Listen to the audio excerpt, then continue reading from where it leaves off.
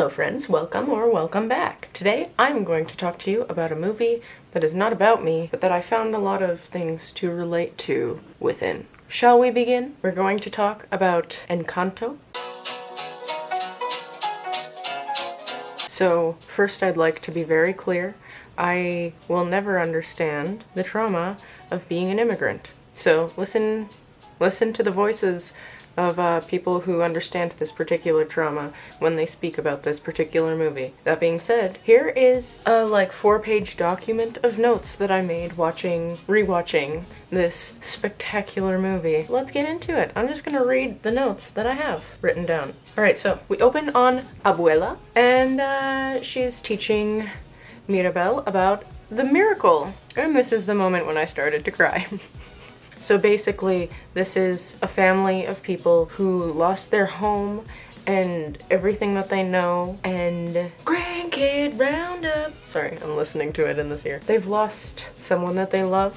Abuela lost her partner in life, and now has 3 babies to care for with no home. So there's a magical candle flame that provides the family with refuge and whatnot, and special abilities that can help them to survive and thrive and give back to their new community. At this point in the movie, this candle to me symbolizes the family's image, but more importantly, the impulse to repress the trauma, thinking that it's helping, holding on to this gift, this miracle, as a way of avoiding a very big and important part of your reality. It would appear that in this family, a lot of value is placed on what a person can do for the family versus who they are as a person in general. I don't know what this is either. This is setting Mirabelle up for just a devastating experience when she's gifted with precisely nothing. She has no special abilities.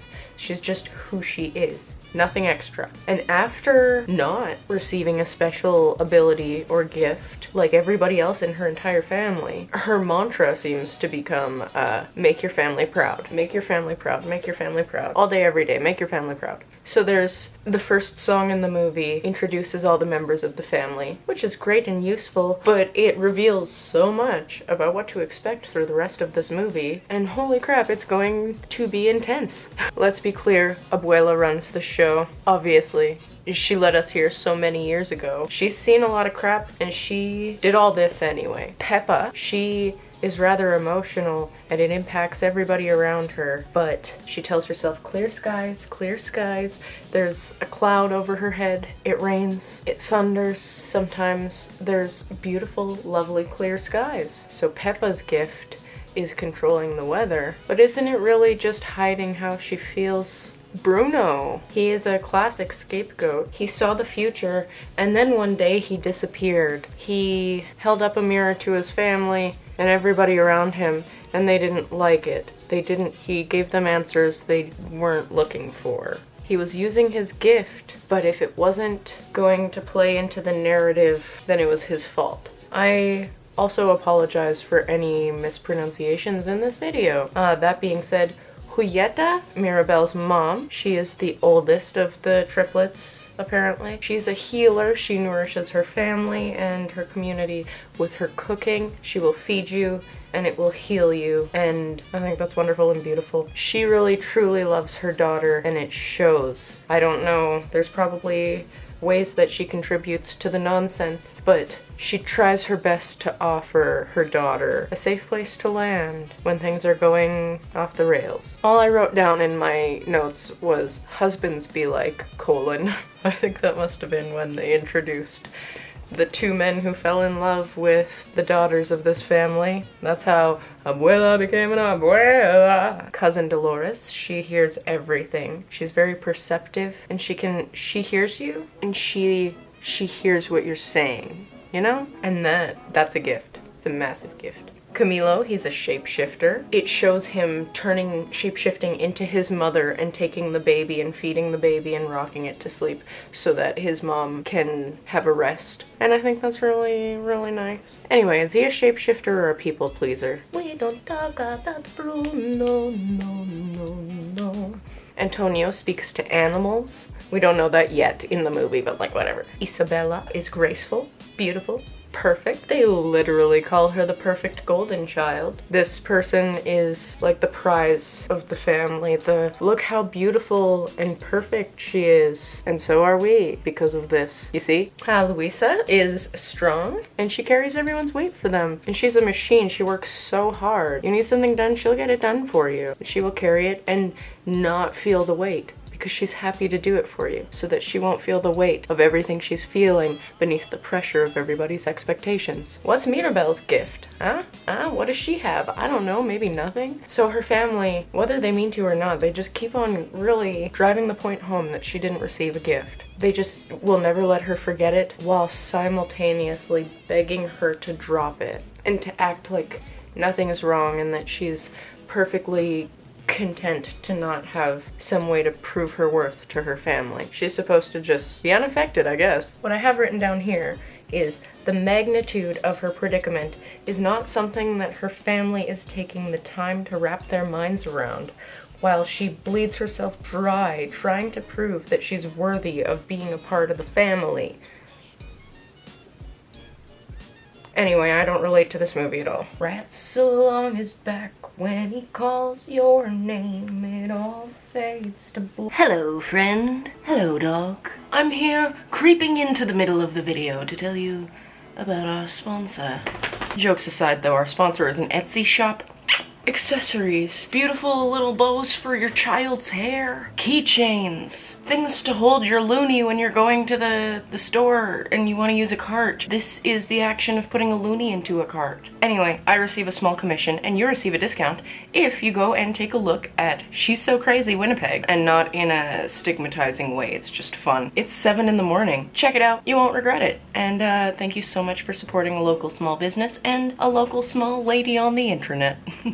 Mirabelle's parents, while they may not fully understand, they reassured her that she has nothing to prove. They want her to feel worthy as she is. Even if they can't understand, they're trying, and I love that. I love that for them. Her parents want her to feel that she's part of the family and a valuable part of the family without a gift that can actively help to maintain the family miracle. So basically, Antonio's gonna receive his gift. Abuela is basically telling Mirabelle to simmer down, like relax. Don't interfere with this illusion of the family that has been carefully constructed over the years. This illusion benefits everyone. I call it an illusion because I've seen the movie and I know that Casita is going to crumble very soon. Okay, so in this scenario, when Mirabelle is being told, please don't interfere, just be less you for a minute, okay, thanks? Her well-being is of little concern generally in this scenario, and that is because her abuela is, say it with me now, in survival mode. This woman is acting from a place of her own past trauma, and if she acknowledges that soon the cracks in the foundation are going to start externally showing, she'll have to feel pain and do hard work that is difficult on such a visceral level, and most of all risk losing everything that this miracle built. Acknowledging reality does not come without risks, everybody. You heard it here first. The next thing I have written down here, I must have written it very passionately. Mirabelle is a cycle breaker, and her gift is empathy. Her gift is compassion. Her gift is seeing the people she loves for who they are and not the need that they can fulfill. Mirabelle looks to Casita, the house, the home, the foundation that Abuela built, for guidance and assistance. Often, she has a unique relationship with this foundation that her grandmother built for the family. Abuela has a unique relationship with the miracle. She clings to it because it saved her. This candle, this miracle, has helped Abuela survive up until this point. Her cruelty towards her granddaughter is unintentional. It's driven by fear, and this fear is unknowingly being passed down generation through generation in this family. The pure joy and quiet pain of watching Antonio receive his gift after not receiving a gift herself was a profound moment for me personally. Watching Antonio be celebrated and knowing the relief of him being able to contribute to the family in some way after she herself felt like she had been letting her family down for so long. And watching him blossom when she would have loved him just the same if he didn't receive a gift. I think that's the beginning of true healing, and I think that's beautiful. The family photo, give me a break. Sorry, that's my genuine reaction to seeing what I wrote in my notes. The family photo. They took a group photo and didn't even notice that Mirabelle wasn't in it. I'm not gonna tell any personal stories, but I can relate. And she says that she's not fine, and she isn't fine. Being actively excluded in this way can often be a breaking point for somebody who's been holding on and just trying, like, I'm in this, I'm a part of this, I belong here, and then to have it so blatantly demonstrated that you don't. It confirms our suspicions that we're just in the way, whether this is your intention or not. We received this information as I am not good enough to be a part of this thing that I so desperately want to be a part of. I would do the things that you expect of me. I'm just facing barriers, and it's making it really difficult. Anyway, Mirabelle starts asking for a miracle. It's like, you gave us that miracle, the candle up there in that window, and I want one too. I want to prove that I can be good enough for my family, you know? And as soon as she asks for movement and enlightenment, she begins to see cracks forming in the home. The house starts breaking down and it threatens to put out the candle, and so she starts freaking out and brings it to her family's attention. Because of course, she honestly and vulnerably expresses her concerns because she wants to protect her family. She's acting out of love, and then everybody comes to look and they don't see the cracks. Everything looks fine. They don't see what she's talking about. And so she's told, like, you're causing a scene. This isn't about you. Can you not? Thanks. But then she overhears Abuela praying to Abuelo, basically. Looking to her deceased partner from all those years ago. Help me. I don't know what to do. There are cracks in this foundation that I built. Something is starting to crumble and this is terrifying. I can't lose everything again. What do we do? And that hit from a certain angle because it's like, I'm trying to give you this help. I am telling you, here's what I am seeing, and you're telling me you don't believe me, and then you're turning around and being like, what do? That must be a very frustrating position for this girl to be in, you know? She wants to open Abuela's eyes to the crumbling foundation and work together to find a way to fix it, I guess. But to acknowledge that would be too painful. So Abuela brushes it off so that everybody else will think that everything is fine. Mirabelle's crazy. We're gaslighting her so that we can keep up the facade that everything's fine. Anyway, Mirabelle sets out to save the miracle. She wants to get to the root of the problem. So she starts wanting to communicate with her family members more deeply. She wants to communicate with her family members openly and honestly. So she decides, okay, yeah, breakfast time, we're gonna start talking to Luisa about, like, hey, what's going on with the miracle? Something comes up about this man that Isabella is seeing, I guess. There's a proposal brought up and she's visibly like, oh, ooh.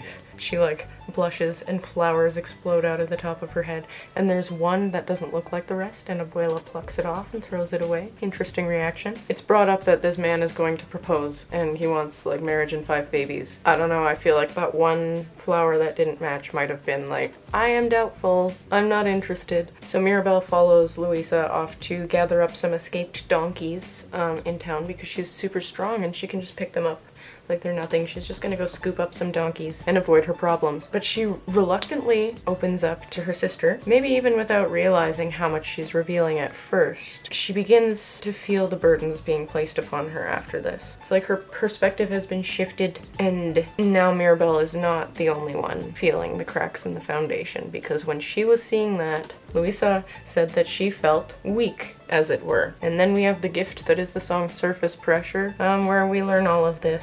I just think it's so obvious that every gift came from the initial trauma of the family losing their home and everything that they know and love. And these are gifts, but for all the good they do, they're dealing an equal amount of damage. At this point in the story, it became clear to me that in order to heal, we have to abandon our fear and step outside of our own perspective and comfort zone, because it no longer serves us. Bruno held up a mirror to the face of the trauma and the damage it caused, and that wasn't well received. His intentions weren't clear to them because of the lens of fear that they were viewing him through. Does that make sense? So now we learn, stop unfocusing on me, please. At this point in the movie, Mirabelle just wants to know, why don't we talk about Bruno? We know that we don't talk about Bruno, but why? And so it turns out that on Peppa's wedding day, he said, looks like rain. And we find out later that it's because he wanted to ask her how she was feeling. Like, hey, whatever's going on, embrace it. This is your day. Be you, feel you, you know? Don't brush off the clouds for the benefit and comfort of everybody else for once. I think it's fascinating that we don't talk about Bruno, and yet every single person in the family has a different perspective of him as a person, and a different view of him, and a different idea that they have formed fully in their brain, all from never talking about him. By keeping family secrets and avoiding open discussion, we often perpetuate generational trauma, which ultimately isolates the people that we love. Nobody is happy, and nobody is speaking or living their truth out of consideration for the comfort of everybody around them. Are these two things related? Who's to say? So Mirabelle finds the prophecy. She realizes, wait, I'm in this. There's something, the house is gonna fall apart and I'm standing in front of it. And her dad walks in on her finding this out and he's like, this is awful and here's what we're gonna do. We're gonna keep it together for this dinner because we have company. And for your grandmother's sake, we're gonna keep this under wraps and nobody's gonna know. And then Cousin Dolores is walking by and she hears, and so naturally everybody's starting to find out because she's telling people, because this is big information, obviously. And the more they try to hide it, the more cracks in the foundation appear. Everybody's blaming Mirabelle for everything going wrong, while Abuela is screaming to the masses, everything's fine, everybody. Hey guys, everything's fine over here. Yeah, we're good actually, thanks. Yeah, you wanna like go away from here now? Just stop looking at us, thanks, please, thanks, bye. The rats take off with a couple pieces of the prophecy to lead Scapegoat Junior edition to Scapegoat Boomer edition in the walls of the home. Bruno attempts to flee. Mirabelle calls out for help. He comes back to help her.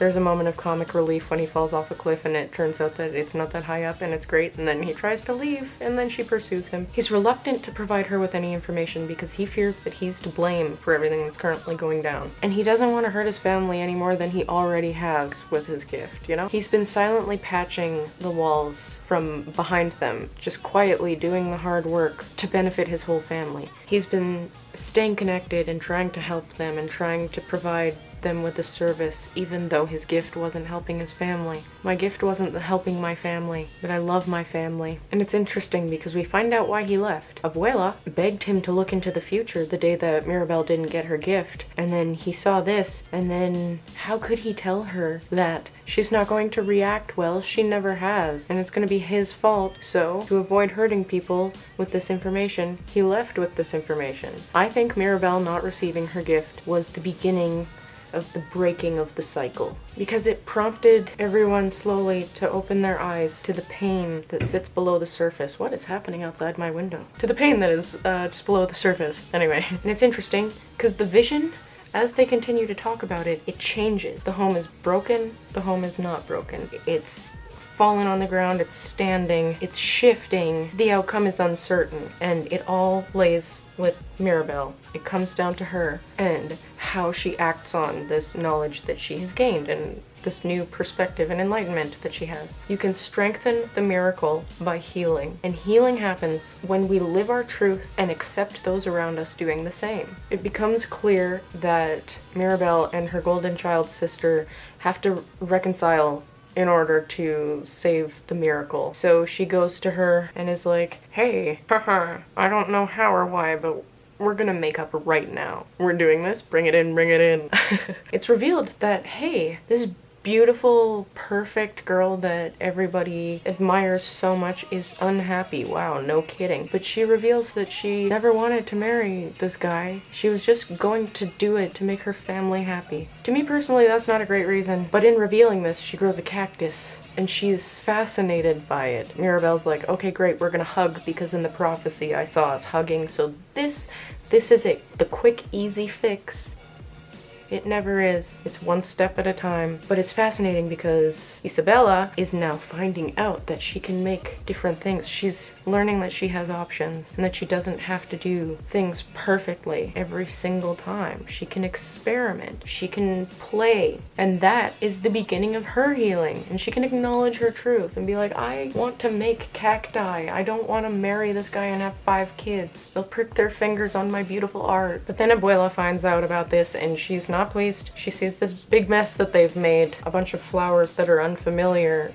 that have never been distributed throughout the home before. And there's paint everywhere and it's wild. And like, come on, pull it together, you guys. This is nutty. This is not in line with our image. This is not the status quo. You need to get back in line and sit down and zip your mouths quiet, please. People are going to look soon and you're acting differently. And that is because Abuela can see the cracks in the home becoming more visible to everybody around her. So she feels the trauma creeping up, and that's terrifying. So she's desperately trying to hold on to what she knows for survival. But in doing this, she places blame directly on Mirabelle, telling her that every issue arose because of her, and that, you know, she's obviously acting out because she didn't get a gift, but you know, sometimes that's just how it goes, sweetie. Buckle up and get ready for the rough ride that is called life, and you're gonna enjoy it, is essentially what her grandmother is telling her in this moment. It's like the family needed a new scapegoat because Bruno's gone, and instead of addressing the root, we're just going to keep on trimming off everything as it grows out again. You know, does that make any sense? Having somewhere to place blame. Pain is a burden, and having somewhere to put it down is obviously tempting. And so Mirabelle puts down her pain right now, drops it. She drops a bunch of blunt realities about, you know, how Abuela's trauma responses are impacting the family, basically. Abuela is being confronted by her greatest fear. Her trauma has been passed down and caused pain to not only 1, but 2 future generations. She has spent so much time trying to do good that she didn't see the big picture, because trauma acts impulsively, and it is often in the driver's seat. But the cycle's being broken. But that's terrifying. Does that make sense? What I wrote down next is Casita is melting the down. So the house is crumbling around them, and Mirabelle is focused on getting to the candle because it's burning down and it's not looking good. It's looking dire. This light is going to go out. Her parents are calling to her, begging her, please leave it. Get out of there. It's dangerous. We care about you. Leave the miracle. That doesn't matter as much as you. We love you. Come to us. But she so desperately wants to make her family proud and protect them and uphold this miracle that she doesn't even understand, that she, with the foundation's help, with the home's help, gets the candle and she's holding it, and then it goes out in her hands. She's devastated, but hear me out. Absolutely corny, I understand this, but what if the flame burns inside of her heart now? What if the passion in her soul for moving past all of this is the flame? What if the candle didn't go out, but rather the miracle evolved from an idea to direct action in a different way than when it first came to Abuela? Nobody's powers are working anymore. Somebody said, what about Antonio? What's he gonna do? Which I assume means he just got his gift. He just got a taste of this belonging in the family, and now he's had it ripped away from him. Like, the children are being devastated, and this isn't what we wanted. This part is kind of reminiscent of early 2020 for me, because everybody's on Mirabelle's level. Nobody has a special gift. It's just you, nothing extra. You're all going through kind of, to some extent, the same experience. And I always live with an overwhelming sense of dread. And everybody on the planet felt that for at least a bit, and I think we all still are to some degree. And we are all in this together. I hope we start acting like it soon. Mirabelle takes off and cries by the water like you do. It turns out that this is the spot where the miracle was provided to them in the first place. And everybody's looking for her, everybody's upset, like, we don't care about anything right now, we're finding this loved one that has gone missing. And Abuela goes and finds her and talks to her. Mirabelle immediately apologizes. She says she just wanted to be somebody who made the family proud. They talk about Abuela, and for what might be the first time, her grandmother opens up to her about her past, and you see a warm and beautiful love story unfold on the screen. And then These people were forced from their homes, and some lost their lives. And this particular woman had 3 babies to take care of, with no home and nothing. Build everything up from scratch. And her partner had been taken from her. That's a lot. Abuela's sacrifice gave Abuela the miracle, and that miracle would help her to survive. And at this point in the story, I'm thinking, could the miracle, could this candle be nothing more than a metaphor for the very, very strong coping strategies that we pick up after a traumatic experience and that we cling to regardless of the damage done to those around us and to ourselves? Who's to say?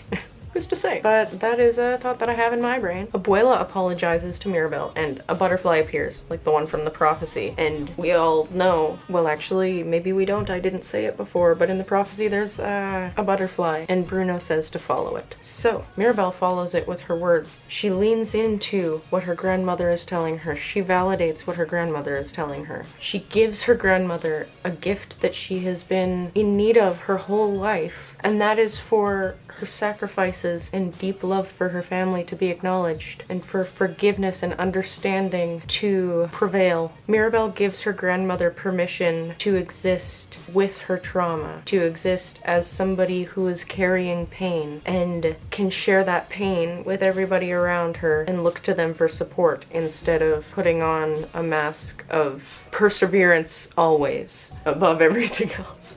They hug, a million butterflies fly around them and like off into the sunrise or sunset. It's beautiful. Bruno bursts in to take responsibility, and he's surprised when he's embraced by his mother for the first time in years. And he's being embraced for who he is, fully. Maybe for the first time ever. And they ride off on a horse, I guess. A donkey? I think it was a donkey. The family faces the rubble of their fallen casita together, and they work together with their strengths and weaknesses and rely on each other to rebuild a new foundation to help them grow beyond where they've been trapped and contained in the past. There's a big cheesy song moment about the miracle is you, not some gift, just you. Mariano and Dolores become a thing, proving Bruno's prophecy incorrect. And that is because the prophecy was based on previous patterns of action. That is the outcome that would have come out if they hadn't started to address and unpack the generational trauma. But because they're going in a new direction, this guy isn't going to get into a marriage with someone who's not in love with him, and she can go and do her thing and figure out who she is, and this other woman who's in love with him can now come forward and it turns out that they're really into each other, man. And that's beautiful. If you live your truth, there's room for beautiful things to happen, you know? The family embraces Mirabelle, and they ask her to be the one to put the doorknob into their new home, and they use the words "let us in," and I think it's wonderful. It's an experience that she didn't get to have, and now she's in it. She's a part of it, you know? She finally gets to experience what she didn't when she didn't receive her gift. I think it's interesting how trauma in one branch of the family tree impacted in such a huge way the growth of branches in the future of this metaphor. It's like the pain that we hold on to can unknowingly poison the good that we're trying to do. They take a new family photo, and she's at the center of it. What I have written down next is I'm crying again, roll credits. The music in this movie is so good, and I think there's something for everyone in this movie because everyone has experienced deep, deep pain. It's a universal human thing, but I'd also like to acknowledge that this particular trauma is something that I will never know about, and that is important. I've been talking for a very long time, so I'm gonna go now. Thank you so much for watching. Don't forget to be kind to yourself and others today, and I will see you next time. Bye.